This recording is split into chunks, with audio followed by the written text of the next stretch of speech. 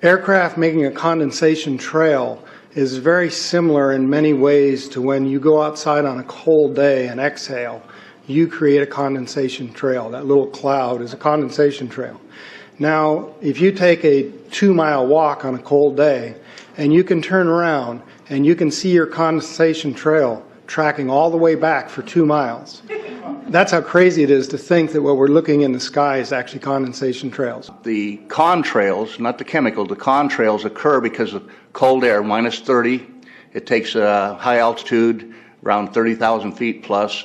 There's carbon dioxide and water vapor in that exhaust. That turns to ice crystals, and that's what you see, the white stream behind it. Those white crystals of ice warm up, dissolve, and the smoke goes away. And it never lasts more than a minute. What we're seeing now, and I first could not believe it, and I started looking at the skies, and these are not normal. They're not natural. There's something going on. I don't know who it is or why they're doing it. All I can testify is it's not natural and it's not normal. It's got to be some outside influence doing that.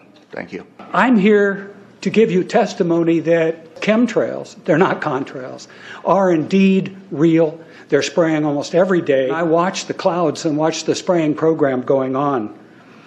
I want to tell you that we're in very great danger from the pollution that's coming down over us.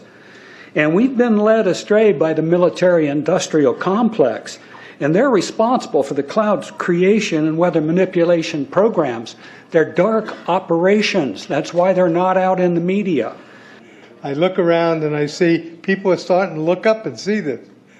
Many times I've spoken about chemtrails, and I get this blank look on my face. What are you talking about?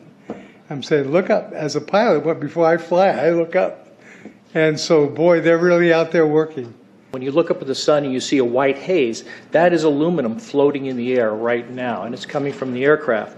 There's a huge amount of aluminum being found because these sprays have aluminum, strontium, barium, manganese.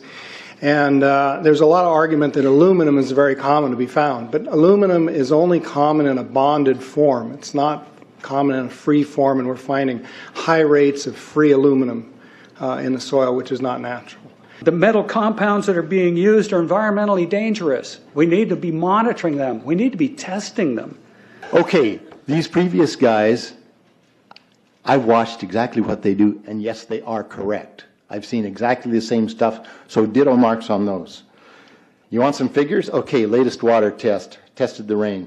13,100 micrograms per liter of aluminum in the rain in 2013. Normally, it should be 0. So 13,100 is pretty damn much, folks. It used to be 0, then it was 100s in the 2000s, and then since 2010, it's into the 1,000s and the latest 13,100. In the snow on Mount Shasta, pristine Mount Shasta, 61,000 micrograms per liter, 4 times the amount that is found in the soil up there. Where in the hell is this stuff coming from if it's not coming from the soil? We have clouds in the sky we've never seen before. Almost every day I'm seeing clouds I've never seen before. And NASA has been even named a few of these new clouds. It's really interesting, but NASA is a corporation. I want you to know that. NASA has also conducted a research program in what they call metallized fuels. We're actually putting aluminum oxide right in the fuel because it has 2 atoms of aluminum and 3 atoms of oxygen. So during the combustion process, it releases all that oxygen and dramatically increases efficiency, but it leaves the aluminum in the air.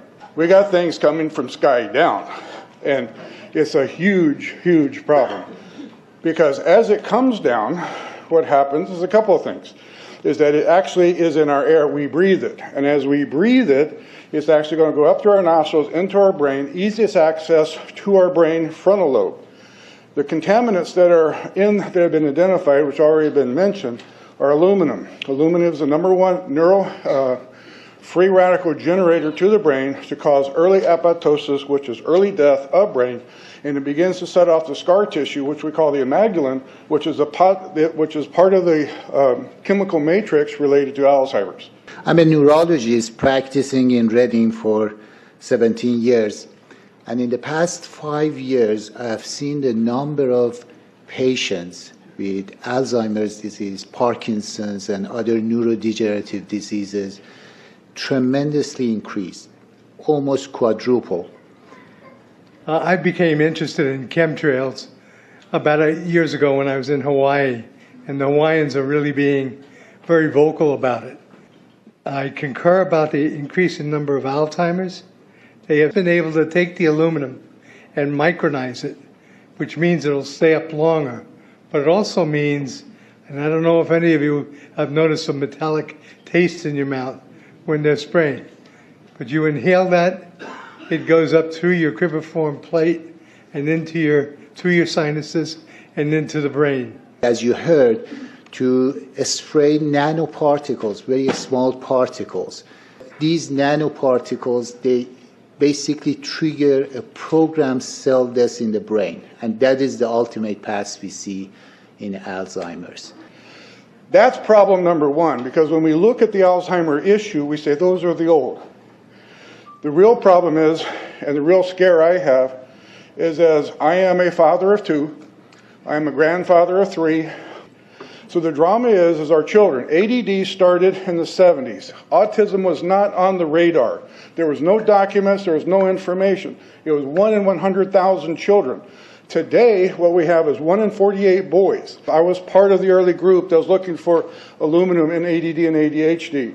And all of those children that started to develop those phenomena had high levels of aluminum.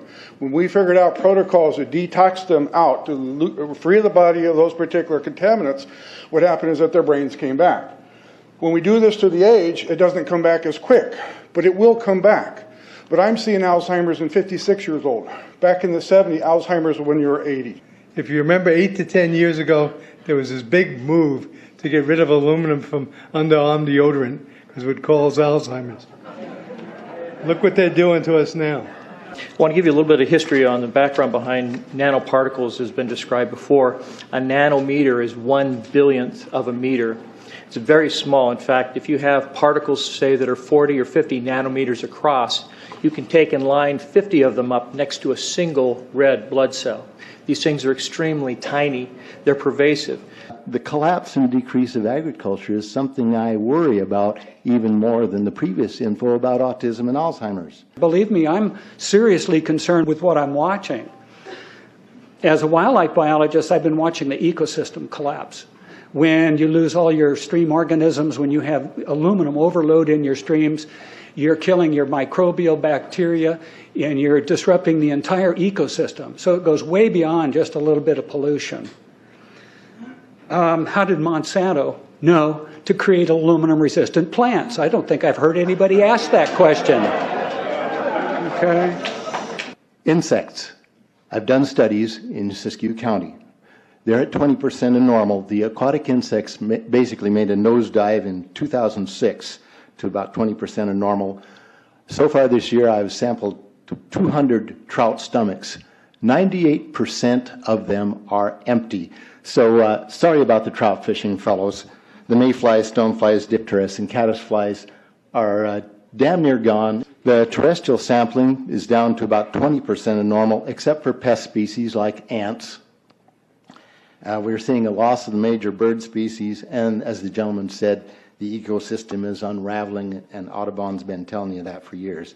The materials that are going into the environment right now, aluminum oxide nanoparticles and barium nanoparticles, these just happen to be the same materials that they use in nanothermate explosives. And so when this stuff settles down out of the air into the environment, it is small enough to be absorbed through the root structure of the trees in the forest. And so when there's a forest fire, and there will be a forest fire, those fires burn dramatically hotter.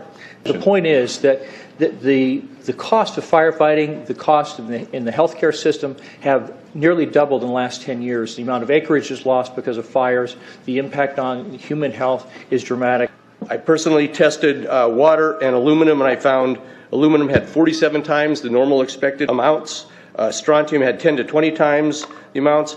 Barium was 20 times. This is what the stuff looks like here. Collected, it looks, most people just think it's a cobweb, but I tested it, it has outrageous amounts of barium, strontium, and aluminum, but they destroy the sample, so I'm not letting this get away from me. You know, these tests are international. in scope. We're seeing this all over the world, guys. Okay, pH of acid soils is 20 times more alkaline. The aluminum in the soil has doubled in the last 10 years. The rain normal was 5.6. It's 20 times more alkaline. Aluminum blocks essential nutrients. I am unable in my garden to restore normal pH, and that's because nanoparticles are now in the circulatory systems of both plants and humans. The Air Force conducted a study starting in 1993. It was called In Vitro Toxicity of Aluminum Nanoparticles in Rat Alveolar Macrophages. That's a real fancy way of saying testing the effect of aluminum nanoparticles on the white blood cells in the little air sacs in your lung, the alveoli. And what they found in this 8-year study was that these particles, when you're exposed to them long enough, it suppresses the ability of your white blood cells to defend you from airborne infections coming into your lungs. So it suppresses your immune system. But they also found that these same particles, once they get into your system, they can actually go through the barrier in each one of the cells. They get inside the cells, and these particles can actually suppress the ability of mitochondria, which are in the cells that help to gobble up toxins and things that would be harmful to the nucleus and the reproduction process of the cells in your body. These processes are suppressed, and so essentially by breathing this material in, your immune system is dramatically suppressed. I wrote to the federal government because Air Force wrote a book, and on the first page of the book they said, we're going to control the weather by the year 2025. I asked them, what are they doing spraying these chemicals on the public? I said, there's violation of United States Code 50 USC 1520, which prohibits the American government from experimenting on the U.S. citizens with chemical agents. I said that law also requires who's ever experimenting, when the federal government does it, that they have to report to Congress within 30 days. They wrote back, they said they don't know what I'm talking about. We have enough evidence that there's this spraying going all over the place. We were warned about the takeover of our freedoms by the military-industrial complex by both Eisenhower and Kennedy. They're gaining traction on us, folks. We are in trouble more than just a spraying program. All I can say is it's about time we get up in arms about this, because it is affecting our health. It's high time that we as citizens of this great country take action. Board of Supervisors in Suffolk County, New York, they outlawed geochemical engineering. Hawaii passed an ordinance prohibiting geochemical engineering. I urge you to bar geoengineering in Shasta County and pass an ordinance. At least ask some damn questions. What the hell is all this aluminum doing here? Why are the trees dying, fishes dying? Why is there Alzheimer and aluminum spiking? And why are these fibers on the ground here in Shasta County? Thank you. Thank you, Mr. Mormon. Today, the Shasta County Board of Supervisors has been the beneficiary of some sincere, passionate, and knowledgeable comments. And I thank you for those. I am in agreement with my colleagues about sending letters and a call for action, but I would hope that we could go a step further. I would like for us to send a copy of this video where all of you spoke today, all 2.5 or 3 hours of this testimony, to be sent to our senators and our U.S. representatives, and also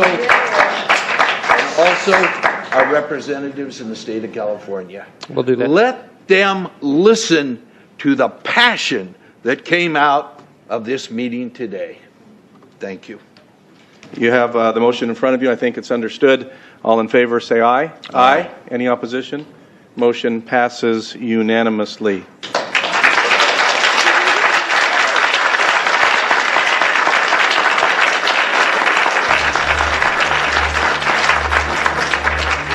It wouldn't surprise me at all if the response is one that exceeds far the boundaries of Shasta County in terms of the platform that is offered, as evidenced by those who attended today from around the world.